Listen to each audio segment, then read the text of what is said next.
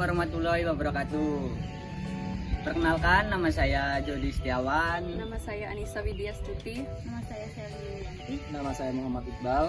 Kami dari kelompok 3 ingin menjelaskan tentang pasar tenaga kerja dan pekerjaan sebagai determinan kompensasi. Pengertian pasar tenaga kerja. Pasar tenaga kerja dapat diartikan sebagai suatu pasar yang mempertemukan penjual dan pembeli.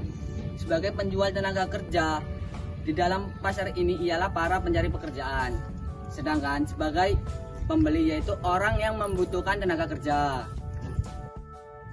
Fungsi pasar tenaga kerja ada 3, yaitu yang pertama berfungsi untuk sarana penyaluran tenaga kerja, yang kedua ada berfungsi untuk sarana untuk mendapatkan informasi tentang ketenaga kerjaan, dan yang ketiga ada berfungsi untuk mempertemukan pencari kerja dan orang atau lembaga yang membutuhkan tenaga kerja. Manfaat pasar tenaga kerja ada 3. Yang pertama, bermanfaat untuk membantu para pencari kerja dalam mendapatkan pekerjaan sehingga bisa mengurangi pengangguran. Yang kedua, bermanfaat untuk membantu orang-orang atau lembaga-lembaga yang memerlukan tenaga kerja untuk memperoleh tenaga kerja. Dan yang ketiga, bermanfaat untuk membantu pemerintah dalam mengatasi permasalahan ketenagakerjaan. Jenis-jenis pasar tenaga kerja ada 8. Yang pertama ada pasar tenaga kerja terdidik, terlatih, terdidik, dan terlatih. Yang kedua, pasar tenaga kerja utama dan biasa. Yang ketiga, pasar tenaga kerja intern dan ekstern. Yang keempat, pasar tenaga kerja dalam negeri dan luar negeri. Yang kelima, pasar tenaga kerja persaingan sempurna. Yang keenam, pasar tenaga kerja monopoli. Yang ketujuh, pasar tenaga kerja monopsoni. Yang kedelapan, pasar tenaga kerja monopoli bilateral.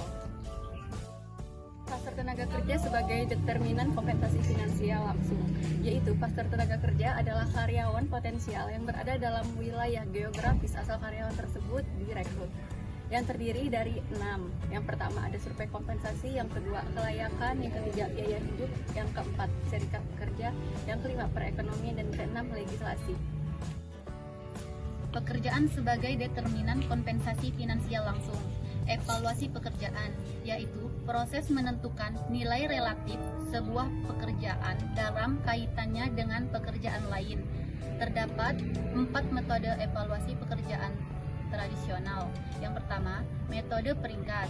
Yang kedua, metode klasifikasi. Yang ketiga, metode perbandingan. Yang keempat, metode poin. Penetapan harga pekerjaan. Menempatkan nilai dolar pada nilai pekerjaan. Pertama, tingkat bayaran. Pengelompokannya pekerjaan-pekerjaan yang serupa untuk menyederhanakan penempatan harga pekerjaan. Kedua, rentang bayaran. Tarif bayaran minimum dan maksimum dengan perbedaan yang cukup antara keduanya untuk membentuk perbedaan bayaran yang signifikan. Sekian presentasi dari kami. Jika ada kesalahan kami mohon maaf. Kami akhiri, wabillahi taufiq wal hidayah. Wassalamualaikum warahmatullahi wabarakatuh.